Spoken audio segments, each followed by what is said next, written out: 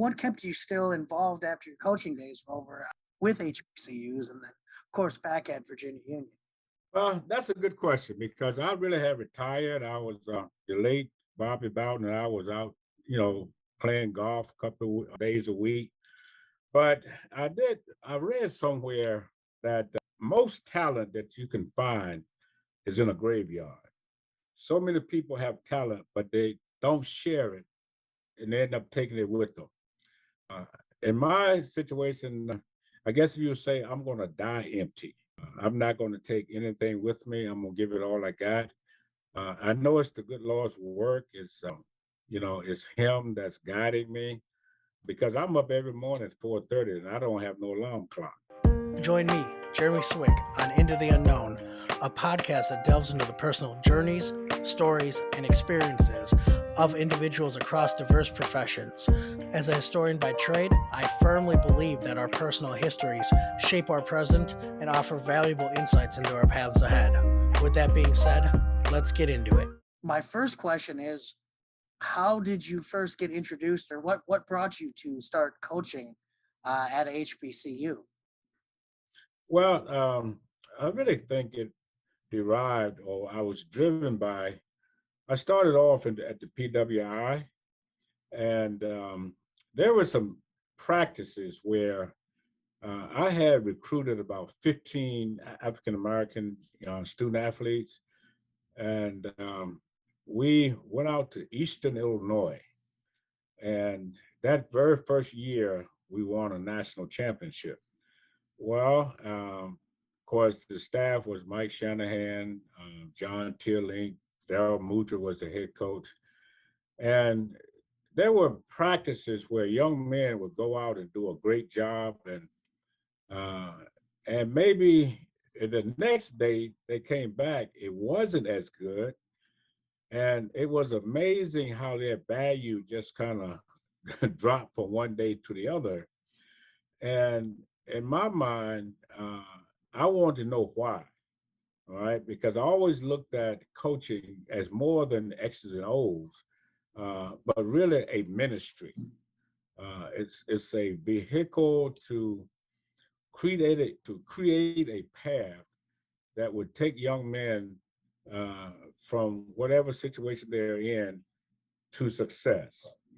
And to me, I always said um, it's more to being an athlete than a uniform rack. It's more to you than that. So when I saw those instances where a young man did well in practice, he was a great guy. The next day, he didn't do as well. Nobody cared to ask the question, why? And, to me, if he showed you one day that he can get it done and the next day he does not, there's a reason for that. So my wife and I just decided that we wanted to be in a situation where we could create the most impact. And that to me was at the HBCU. So, what was it like your first year as a head coach at an HBCU? Just walk me through a little bit what that experience was like.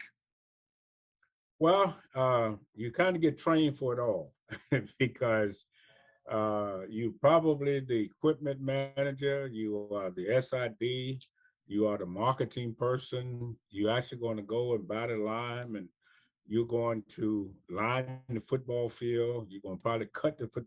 So I always tell people my first experience as a head coach at Virginia Union uh, prepared me to move forward because after 8 years at Virginia Union, when I went on to Hampton, I had full-time SIDs, full-time equipment people, uh, and it allowed me to now be a coach because my first experience, like I said, you kind of had to do a little bit of it all.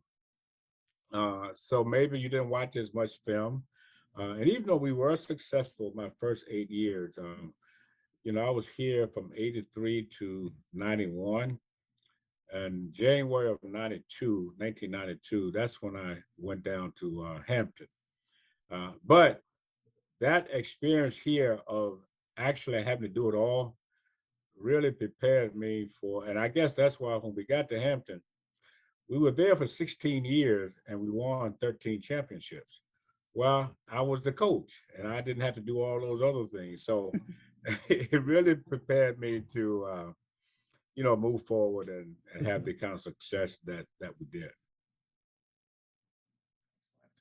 So my next question kind of goes into your former players or coaches. Is there anyone memorable that really sticks out, or any kind of experiences you had with those players or coaches during your time at any of the universities you were at?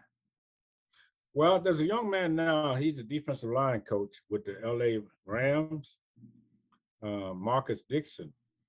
And I don't know if you are familiar with his story, but Oprah Winfrey kind of came to his rescue because when he was in high school, he was in an incident where he was accused of raping a young white girl.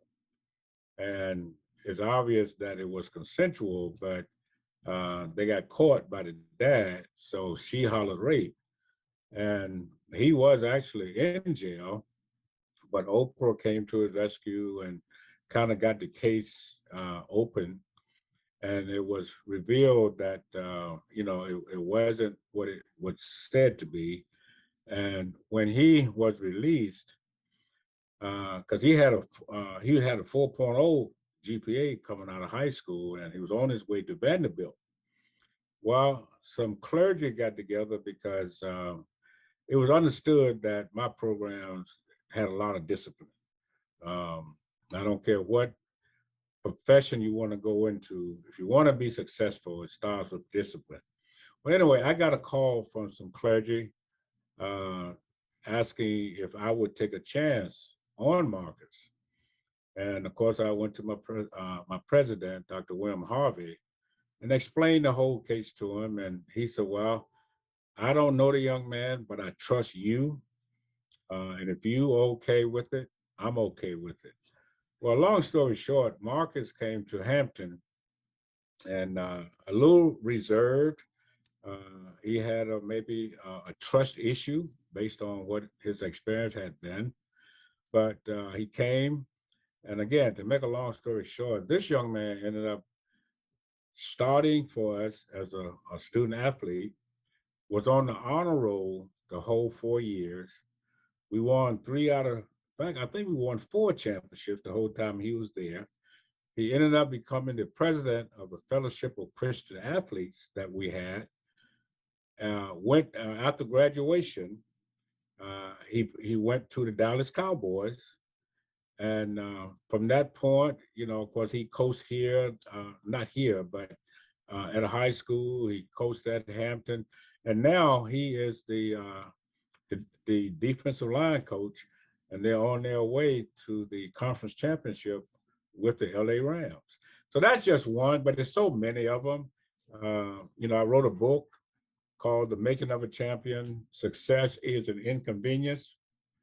And in that book, it really talks about a lot of the players. Actually, they have testimonies, and they all talked about how crazy they thought I was, only to find out after they graduated that what I was saying was more about manhood and not just becoming a successful athlete, but a successful person. That makes a lot of sense. I guess going off that, memorable players. Do you have a memorable moment from your, illustrious career of coaching? Well, yeah, I tell you, the one that comes to mind, I would think, is Eddie Robinson, the late, great Eddie Robinson, was a mentor. In fact, I used to call him maybe 2 or 3 times a week. When I was the head coach here, he always played a game in New York called the Whitney M. Young Classic. It started with him and Morgan, with the great Errol Banks. But he was looking for a team to fill in for Morgan one year. And he came here, we had a press conference, and of course, we Division II. He was a great Grambling. All of, in fact, his water boy was probably bigger than my largest player I had on my team. And he was looking for a little team to go up to New York and more or less impress his alumni. Of course, raise funds because, New York, in my mind, that's the mecca media area in the country. But anyway, we go up and we went up on Wednesday because I knew I wanted to practice on Thursday and Friday and be ready for Grambling on Saturday. Well, just as I said, I thought that Thursday we went out there and the players are looking around, so, ooh, just can't believe they in the stadium. And when we went out to practice, I don't think we remembered not one play. So that was good. We came back Friday and they remembered probably about half of the plays. But by Saturday, they were kind of familiar. And we ended up winning that game 46-37. And to look across the field and see my mentor, one of the greatest to ever do this, to ever coach, there was sometimes I forgot to even call a play because I'm just looking at Eddie saying, I'm really on the same field with Eddie Robinson, and he is across the field. But to win that game against a great program like Grambling, that has to stick out as one of the greatest moments. Definitely, definitely. I guess my next question, and it's a little more easy, or maybe not. I don't think it's as easy. Who has the best homecoming and why? Whoa, I would have to go directly to Florida A&M. At the time I was there, they had a band that consisted of 435 members. In fact, there were days I would leave practice in football and I would just go and watch Julian White and that Marching 100 because it was just, to me, it was one of the most fascinating performances that I've ever seen. And in fact, my family, they used to come to homecomings at Virginia Union. They came to homecomings at Hampton. But after they came down to Tallahassee and they witnessed that homecoming, they said it's no greater homecoming in America because it's such a great brand. Well, what kept you still involved after your coaching days were over with HBCUs and then, of course, back at Virginia Union? Well, that's a good question because I really had retired. I was the late Bobby Bowden, and I was out, playing golf a couple of days a week. But I read somewhere that the most talent that you can find is in a graveyard. So many people have talent, but they don't share it and they end up taking it with them. In my situation, I guess you would say I'm going to die empty. I'm not going to take anything with me. I'm going to give it all I got. I know it's the good Lord's work. It's Him that's guiding me because I'm up every morning at 4:30 and I don't have no alarm clock. And I look forward to coming in and I'm using the same philosophy I did as a coach. You get a good team around you, you communicate, you set the objectives and goals that you're trying to meet, you communicate it. And Dr. Lucas, he's our CEO. This is a Lean Six Sigma campus. And I appreciate that so much because as a coach, as I look at the success that I had, it was always about eliminating waste and maximizing your, efficiency. And I think at my age, which I'm 71, if someone wants you around, they think that you bring value, I think that's a blessing. I think it's truly an honor. I do have a personal trainer that I work out with 2 or 3 times a week. And I just remind her, though, I'm not training for the Olympics. I'm just trying to breathe. But again, just the idea of and they having a good experience. It's a lot of gratitude in that, and the good Lord has blessed me to still people want you to be around. Absolutely. So, as you've seen, I'm sure with the kind of a little bit of a resurgence of HBCUs, what do you think the cause of that is? Or I always argue that HBCUs, I wouldn't call it so much of a resurgence, but maybe back at the spotlight of the media, if you will. Well, they've always, in fact, in 1992, um, there was an article that was in the, I want to say Time magazine, and it talked about um, if you look at African Americans and how they, sin and do great things. At the time, most of those that were listed graduated from HBCUs. Talking about your Jesse Jacksons, talking about, of course, Martin Luther King, and you can go down the list of all those who have been impactful persons in our society were graduates. And so it's they have always turned out great talent, great people. But as you look now and you look at the social justice movement, even with the NFL, we're working right now with them to try and put turf fields on all of the HBCUs because when you look at the NFL, a lot of those players that played in the NFL and afforded them the opportunity to, create revenue streams, those young men, a lot of them came from HBCUs. We talked about Grambling. Emerson Wall was not drafted, but he was the rookie of the year. So it's an opportunity for those who have probably not believed in equality over the years. Maybe there's a consciousness going on about, they've done so much for so little for so long. Maybe it's time for them to get in line and share some of the wealth. Excellent. My last question for you is, what's your message to the next generation of both players and coaches at HBCUs? Well, the key to me is, I always told my team this, I always told my sons this. The key to life and success in life is about options. It's okay to go to the PWIs. It's okay to go to the HBCU. The bottom line is go where you are comfortable. Go where, uh, you know, some people just need, because Eddie Robinson used to say this all the time when he was recruiting.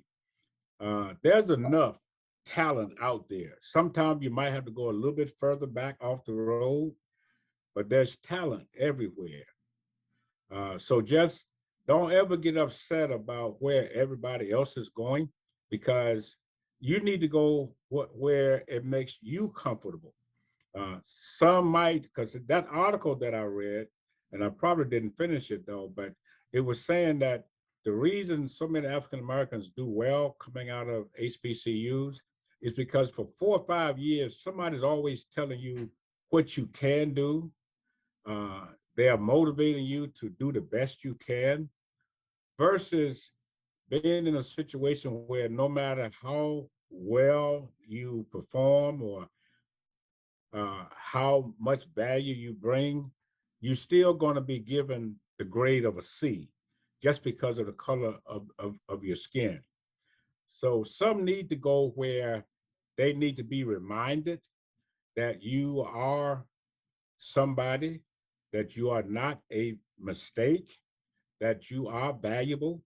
So don't look at where you go, but just know that wherever you go, just reach for the stars, try to be as best that you can. And there's a place for all of us. We just got to find it. And when you do find it, seize it and just do your very best. And life will have success. You will have success in your life. Thank you so much for taking the time to talk with us today, Coach. I really appreciate it. Well, it's been my joy, and thank you so much. It looked like you've been in the weight room too. Every once in a while. Every once in a while. Fantastic. Well, thanks so much, and enjoy the rest of your day. Yeah, Coach. One more thing before I forget. I know you saw the jacket we have here. Yeah, yeah. A while ago, talking to you on the phone, and I believe your wife was looking to make sure you found a proper place for some of these pieces of memorabilia you had around the house. Yeah. But I had to laugh because once we get an artifact or donation, we kind of keep everything that's part of it. So I did find a bag of cookies that you had left in your pocket from the early 90s. I had to laugh because I found the expiration date was 92, and that kind of it helped kind of place when you probably last wore that jacket. So that For sure. Well, you see, that's why I do have a personal trainer, because my diet has always been kind of crazy. All right, so I was eating cookies back then too. That's funny. Well, but we're still looking, but she feels good about where they are now. So we just appreciate it all. And you all have a tremendous building down there. And I'm just honored and humbled just to be a part. I really appreciate it again, Coach. Great talking to you. Thank you. All right. Thank you now. That was another fun episode of Into the Unknown. I truly appreciate you taking the time to listen. And if it provides you any value or entertainment, I would love if you shared it with others, liked, subscribed, and really just help the podcast grow. Again, tell a friend, tell a foe, just anyone who might enjoy hearing some stories of people's own journeys and what got them to where they are today. Till next time.